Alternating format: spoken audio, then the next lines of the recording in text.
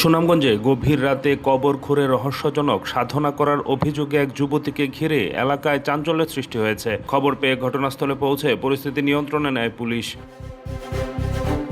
স্থানীয় সূত্রে জানা যায়, জেলার একটি কবরস্থানে রাতের অন্ধকারে এক যুবতীকে সন্দেহজনকভাবে ঘোরাফেরা করতে দেখে এলাকাবাসী।